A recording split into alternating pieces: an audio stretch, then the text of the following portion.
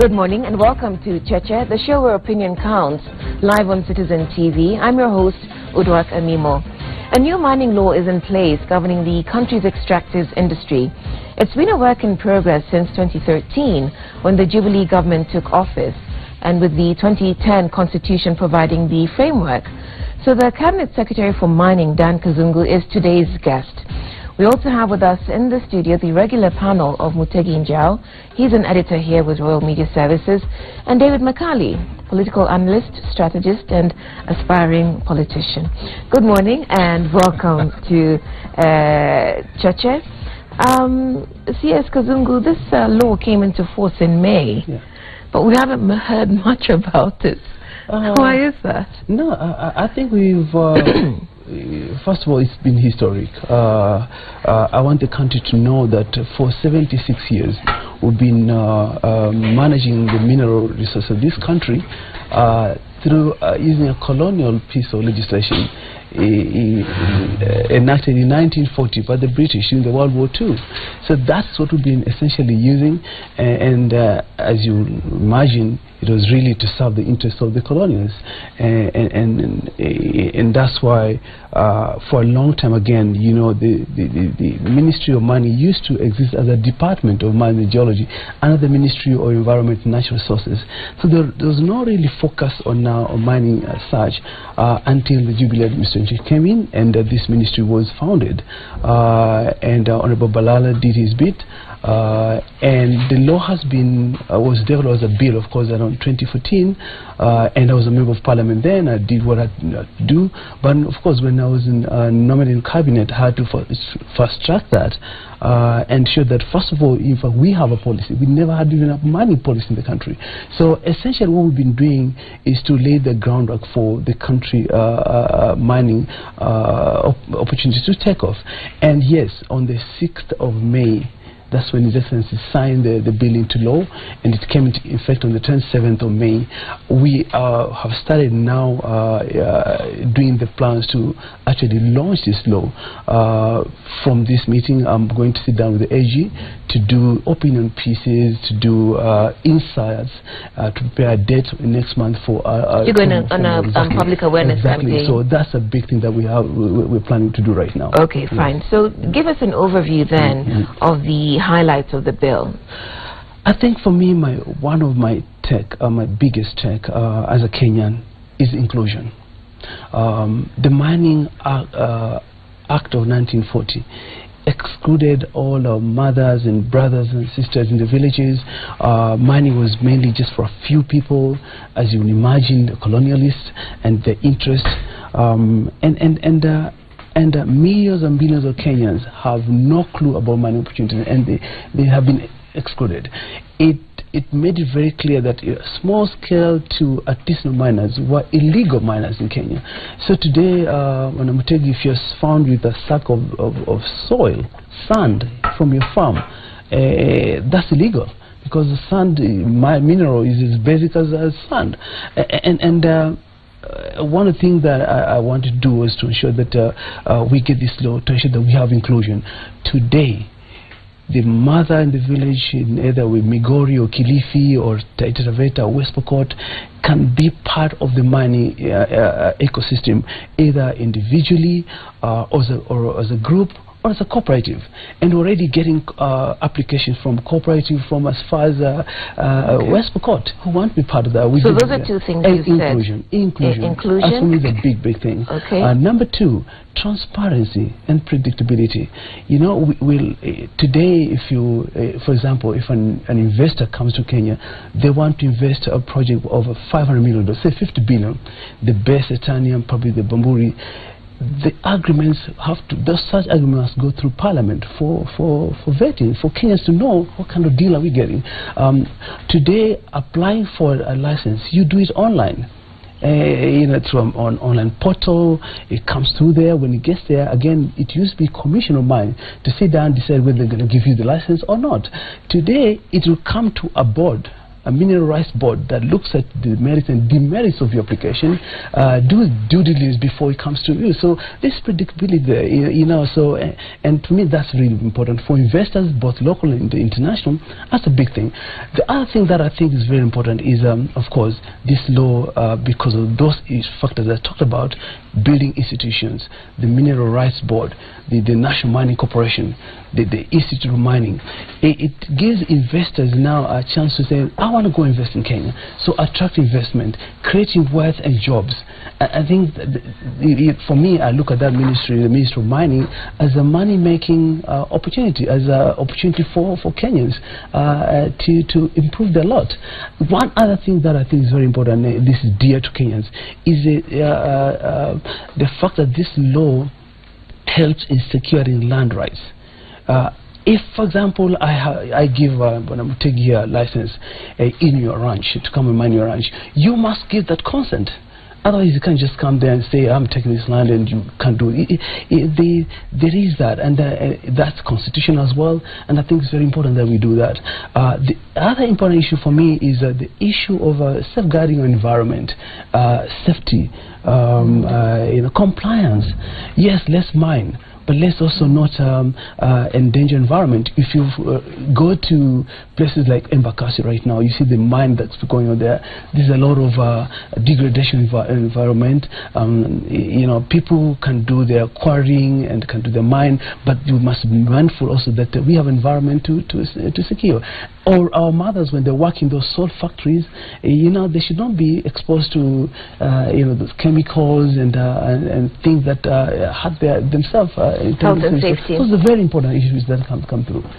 Okay, yes. That's very interesting and a very long and fairly exhaustive list. Thank you. Do we have a conclusive mapping of our mineral deposits?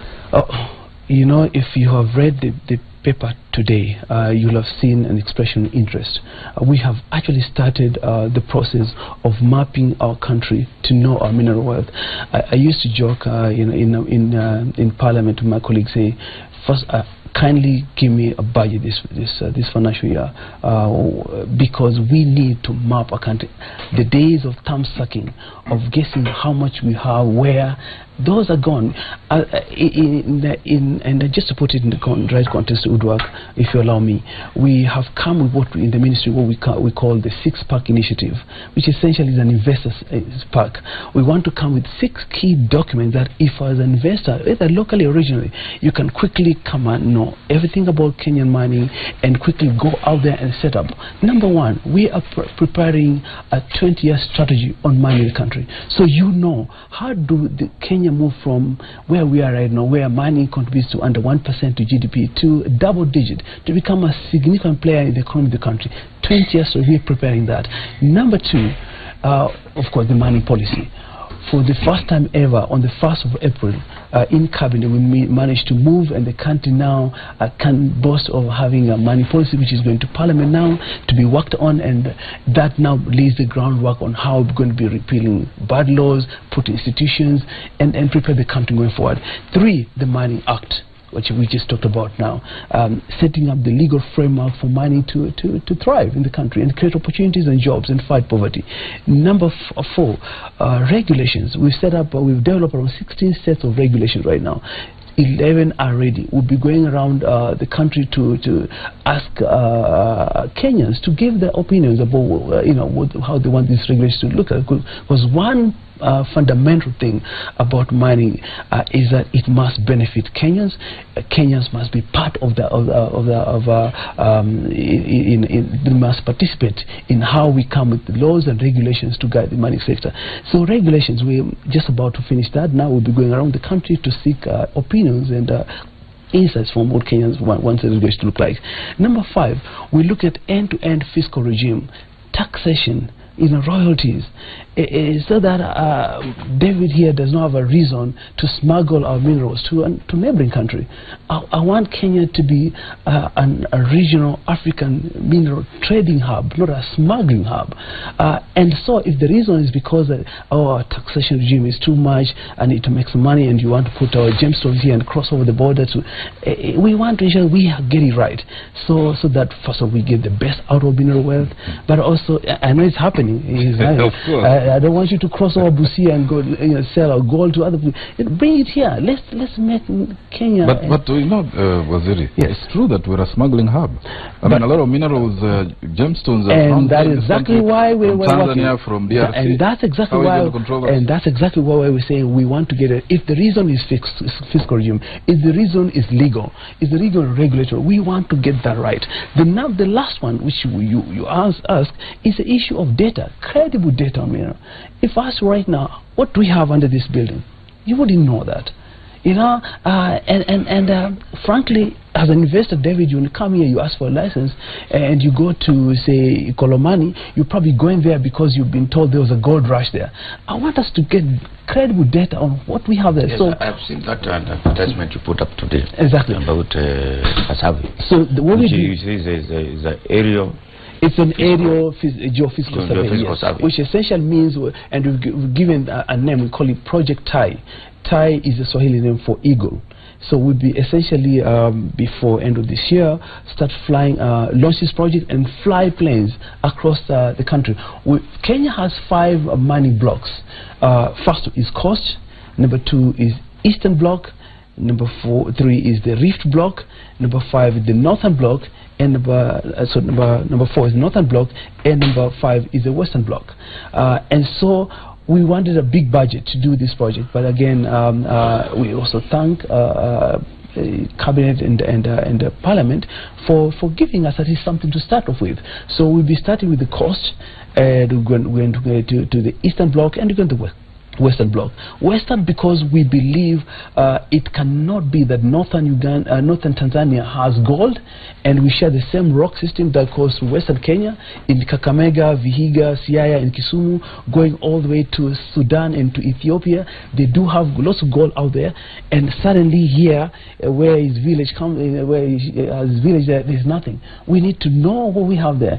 And frankly, if you look at his history, Kolomani is supposed to be a place of gold, and you have mines there which were abandoned by the British when we got independent. So we want to go exactly what we have, and we can. There are innovation technologies today that can give you that chance for you to do. That advertisement is asking for a national, a whole country. It's for the whole country. We're doing for the whole country. So when do you have timelines? No, like I say, we want to launch this project before Jamhuri Day, and before end of this year, we want to start launching it. We will do it in a phased approach because we wish to have money. Countries across Africa are doing that. On Friday, I was with my colleague from Angola. They have put aside 40 billion shillings to do that. They want to diversify into other areas. They've been relying on oil and gas, and now they need to, because of the global pricing for oil and gas have been implemented. They want to see what else do they have to build a laboratory, first-class laboratory, to be testing these rocks, to know what they have. So it's something that a country must do for you, because that data you get will be a national asset for you to use. Right, Waziri, the truth is that in this country, people know roughly what kind of minerals exist. We already have some fair knowledge. What are those minerals that have serious potential, and what is their status in terms of exploration and exploitation? You're right. The truth is, yes, you get information that we have this there, we have that. The data like we have is mainly we're relying on colonial data that was done by the British Geological Survey, who, by the way, we're having discussion. In fact, right now they are ready to repatriate data from 1900 to 1940 on the geology of Kenya, different key areas of the country. So that's ongoing. So based on that and other exploration that has been done by the ministry and private players, we have a rough idea. So first of all, I think as a country we need to focus on the big four. The big four are the top 4 minerals which fetch serious money in the international market. We're talking gold, still number 1, coal. We have gold and coal. At a high level, you have gold in the Western Bloc and a Northern Bloc as well. You do have coal in Mui Basin and other parts of the country. You copper in some small significance, but maybe as we do more work, we can find copper, and find iron ore.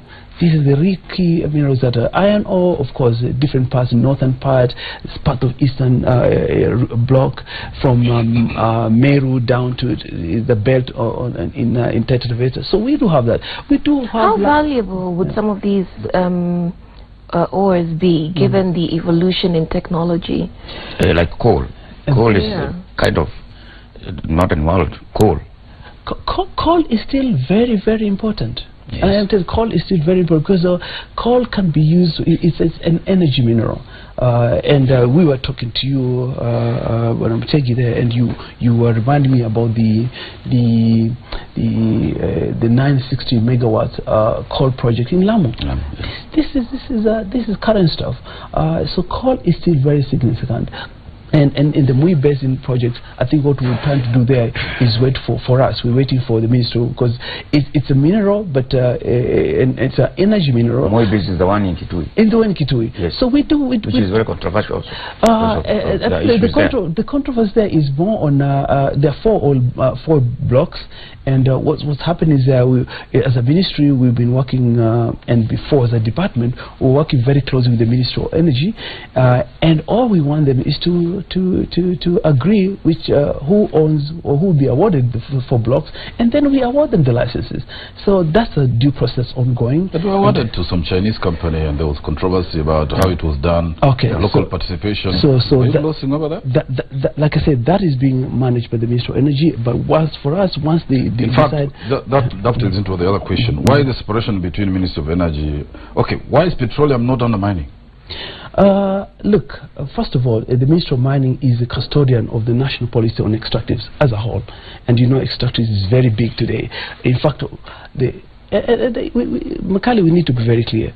Mining and quarrying today is the second highest growth sector in the country at 14.7%, over an average of 5.6%, and in the world, in Africa today, most foreign direct investment comes from the extractive sector.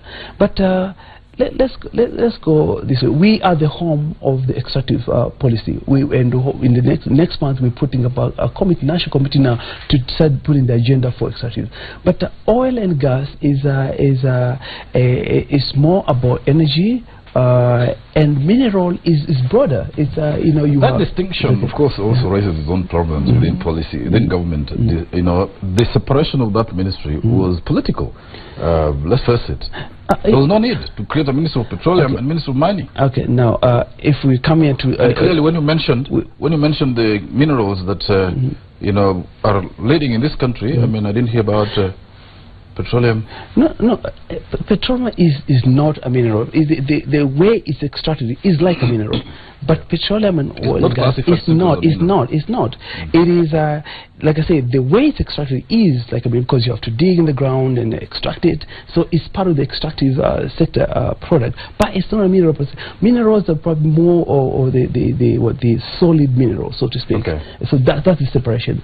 That's where we're looking. But again, it's a government decision how they want to approach the extractive sector. Okay, fine. The way I asked that question about what minerals do we know already is because in this country people go in advance, and there are people who have knowledge about what we have in this country. The prospectors, and they already know where minerals are, and they already have set foot there, or they're going to get basins and take ownership or some rights or something ahead of this implementation of this policy, this act. Yes. What steps are you going to take to prevent hoarding? David, fast. And let me finish, because even when Waziri Balala took over that ministry and revoked some licenses, you remember even the controversial one that ended up with major suit in the international justice system. Yes. It's because people have knowledge of where minerals are, and they're going to get rights in advance of our mapping that we're going to do. So it will be advanced schemes to reap the country. Okay, I don't believe that, because first and foremost, the constitution is clear, the laws of the land are clear, mineral wealth belongs to the state. So you're given a license on behalf of the state. So you can even have the ranch or work, you can have your farm. That's no problem. But the minerals belong to the state. So and of course, in the absence of a good law, these things were happening. But that's why we put in the regular. But the royalty shares, which that's why we want to advance to go there, so they get part of the royalties in the division, which is in the Act. Like I say, everything is regulated by the government, we want to be very clear that as we go through the process, there be fairness. We're putting institutions to regulate this to ensure that nobody can. And I will tell you, and I agree with you, David, in a way, in mining, if you don't have control, you're in big trouble. You know what's happening in other countries, I don't want to name them, where you lost control and you're in trouble. And we've seen again, from what we learned from the trip from Botswana, if you don't have control from the mine to market, to management or resources, you're in big trouble. And you can do that with tools that you have, starting with the constitution, with the six-pack initiative that we're trying to do, and good governance, and ensure that you get it right. Everybody has to abide by the law. Yeah. Compliance and enforcement, and that's what we want to do.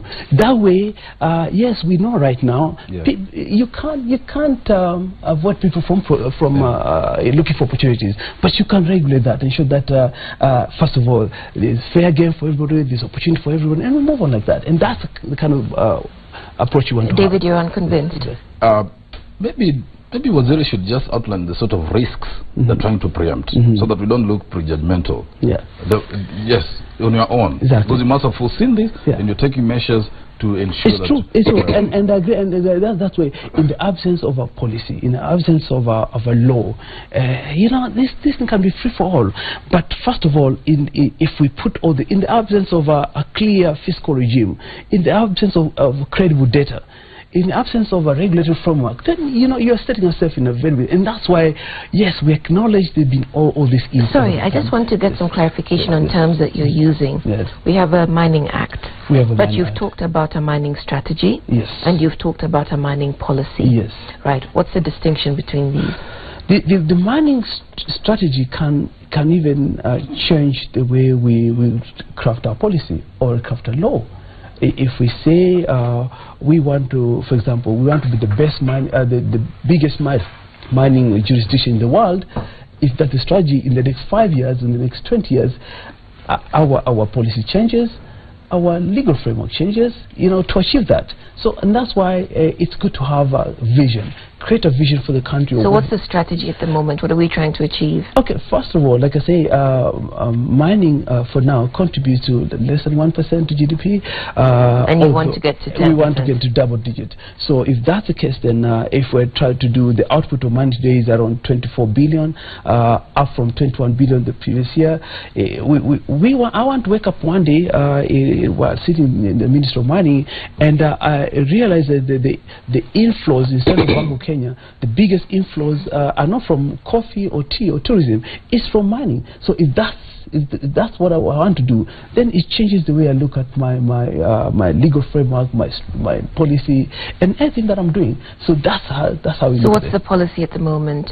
We want to get to 10% of GDP. That's the strategy. Okay. Yeah. So the policy now is okay. First of all, what is the policy looks at everything on the Kenyan mining landscape. Our laws. What are our laws? Our regulations. Our institutions. Do we have any? The governance. Do we need to repeal some laws? Do we need to come with new laws? And so it's looking at reorganizing the landscape to ensure that now the players that you want to come in and do the things that you want to do now have the opportunity to do that. You have said that if I have a ranch, yes, the cows are mine. Do you have one? The cows are mine and whatever is on top. But below there, if there is gold, it belongs to the state. Yes, mineral wealth belongs to the state. So does it belong to the state, or does he have to sell to the state? The state, exactly. That's what I want to know. No. First of all, like I said, and in view of that, the individual person and the county government, what relationship? Okay, and this is a very good question, Mutegi, and I want Kenyans to know this.